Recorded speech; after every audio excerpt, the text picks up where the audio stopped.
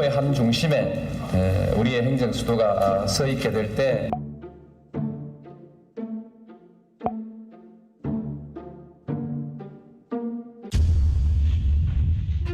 주문 신행정수도 건설을 위한 특별조치법은 헌법에 위반된다.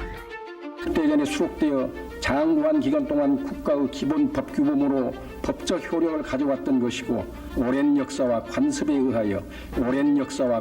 의하여 국민들에게 법적 확신이 형성되어 있는 사항으로서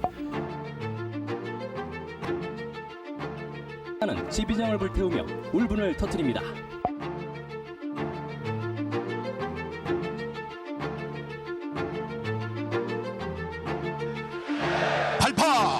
대장정이 시작됐습니다.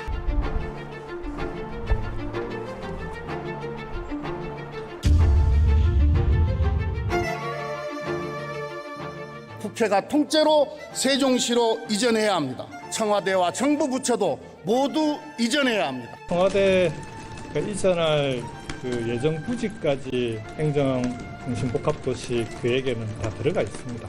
헌법재판소에 다시 의견을 묻는 방법이 있을 수 있죠. 네. 네. 이제 와서 헌법재판소 판결을 뒤집을 수는 없는 거 아니에요?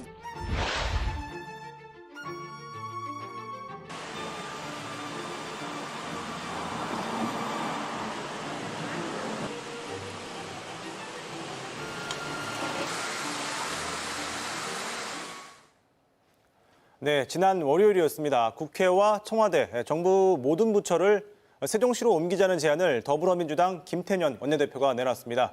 하지만 이 행정수도 이전 문제는 앞선 영상에서 보셨다시피 이미 2004년에 위헌 결정이 있었던 만큼 이 현재 결정을 뒤집고 재추진될 수 있을지 관심인데요. 오늘 전변대 전변에서는 이 내용 다뤄보겠습니다. 전희정, 전진주 두 분 자매 변호사 나오셨습니다. 두 분 어서 오세요. 네. 안녕하세요. 네. 바로 본론 들어갈게요. 네. 지난 2004년이었습니다. 그 참여정부 당시에 세종시로 행정수도를 옮기기 위해서 만들어졌던 그 신행정수도 특별법을 헌법재판소가 위헌이라고 결정을 했습니다. 네. 그러니까 헌법에는 쓰여 있지 않지만 그 서울이 수도라는 것은 관습헌법이다라고 하는 논리였는데 네. 당시에도 뭐 이 판단에 대한 논란은 많았는데 먼저 두 분이 어떤 입장이신지 한 분씩 들어볼게요. 네. 먼저 언니 변호사부터. 전희정 변호사부터 말씀해 네. 주시죠. 사실 저는 관습헌법이라는 그 개념 자체가 좀 성문헌법 국가인 우리나라에서는 좀 너무 무리한 논리가 아니었는가 하는 회의적인 시각으로 좀 바라보고 있습니다. 예. 말 그대로 관습이라는 것은 언제든지 바뀔 수 있는 것인데 이 부분을 판결의 이유로 삼으면서 관습헌법에 위반하여서 성문 법률이 위헌이라는 점에 대한 논리는 조금 좀 무리한 해석이 아니었는가 하는 생각을 가지고 있습니다. 네, 바로 받아서 동생 변호사는 어떻게 생각하십니까? 네, 헌법재판소의 이런 판결이 서울이 수도라는 사실을 단순한 사실이 아닌 불문적인 헌법 규정으로 규정을 함으로써 그 가치를 공고히 했는데요. 저는 아무리 이게 논란의 여지가 있다고 하더라도 헌법재판소의 결정인 만큼 존중해야 된다는 게 저희 입장입니다. 그렇군요. 참고로 이 두 분의 입장은 저희가 이 원활한 진행을 위해서 두 분의 의사와 관계없이 나눴다는 점 참고로 말씀을 드립니다. 자, 이 말씀을 하셨는데 네. 이 헌재의 결정 같은 경우에는 시대가 변하면 계속 변해왔잖아요. 네, 뭐 여러 가지 그렇습니다. 법들도 많이 변한 걸로 알고 있는데 네. 사례를 들어서 헌재 판결이 달라진 경우를 한번 달라진 설명해 경우가 주시겠어요? 좀 여럿 있었습니다.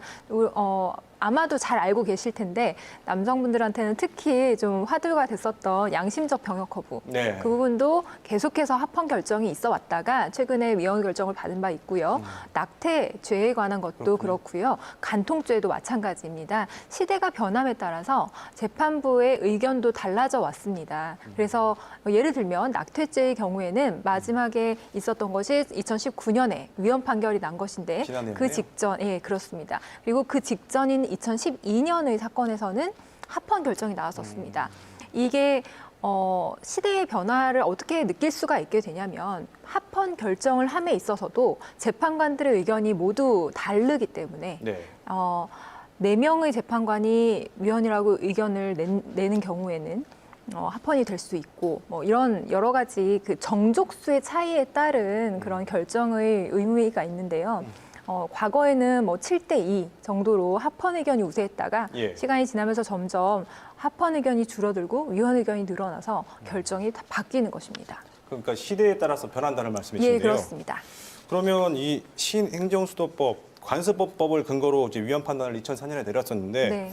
이것도 시대가 변하면 좀 달라질 수 있을 것 같거든요. 네, 그렇습니다. 문제는 결국 시점일 텐데 이제 16년이 지났단 말이죠. 그 16년이 지난 2020년 현재 시점에 헌재의 판단 달라질 가능성이 좀 얼마나 된다고 보시나요? 먼저 전진주 변호사. 솔직히 저는 좀 낮다고 보여집니다. 네. 왜냐하면 양심적 병역 거부나 낙태죄나 간통죄의 경우에는 계속해서 지난 세월 내내 논란의 대상이었거든요, 사실은.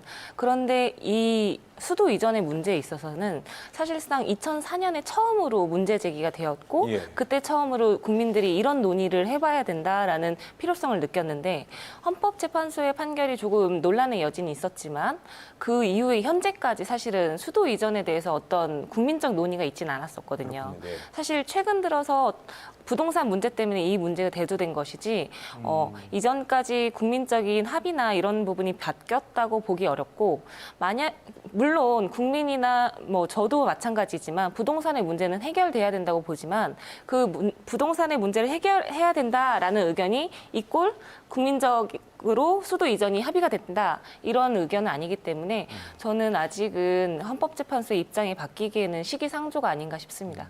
그렇게 말씀하시면서 일단 이 취지가 지금 수도 이전 관련한 취지가 이제 부동산 관련 문제를 해결하기 위한 것이라고 좀 말씀하셨네요. 자, 바로 받아서 어떻게 생각하시나요? 저는 이 부분이 좀 정책적으로 판단해야 할 부분을 이제 법리적으로 풀다 보니까 좀 오류가 생긴 것이 아닌가 하는 생각이 좀 듭니다. 어떤 의미냐면 우리나라는 대의민주주의 국가이고 수도라는 점은 해외의 다른 여러 나라들을 볼 때에도 말레이시아의 경우에도 국토의 균형 발전을 위해서 새로운 행정 수도를 만들었고 미국의 경우에도 마찬가지로 경제와 그 정치와 경제의 수도가 분리되어 있습니다. 많죠. 그런 것처럼 수도라는 것은 시대의 변화에 따라서 언제든지 정책적으로 그리고 국민적 합의에 의해서 변경될 수 있는 것이라는 점이 일단 전제되어야 할 것 같습니다. 생명은 소중하다는 생명권이라든지 평등권 같이 바뀔 수 없는 것이 아니라 정책적인 판단에 의해서 바뀔 수 있는 쟁점이라는 것을 저는 좀 강조를 드리고 싶고요. 그렇다면 대의민주주의 국가인 우린 대한민국에서 국민들의 합의에 의해서 선출된 선출직 공무원들이 국회에서 국회의원들이 합의에 의해서 제정한 법률을 이제 대의민주주의 그러니까 국민적인 그 제청을 받지 않은 대법관이 아니라 재판관, 헌법재판관들이 이것을 변경할 수 있다고 보는 것은 조금 무리가 있지 않은가 하는 게 이제 주된 비판의 논거 중에 하나였습니다. 이 부분도 좀 생각을 해봐야 할 필요성이 있고요.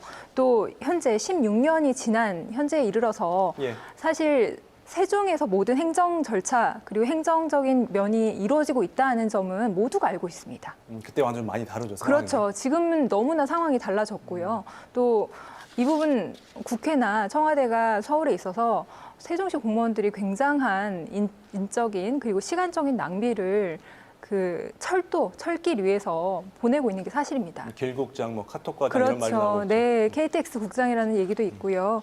그렇기 때문에 시대 변화에 따라서 관습적으로도 그리고 국민의 인식도 좀 변경되고 있지 않은가 하는 게 제 생각입니다. 그래서 헌법재판소의 판단 달라질 가능성 있다고 보십니까? 사실은 저는 있다고 생각합니다. 네, 알겠습니다. 그 가정이긴 한데 마지막 질문입니다.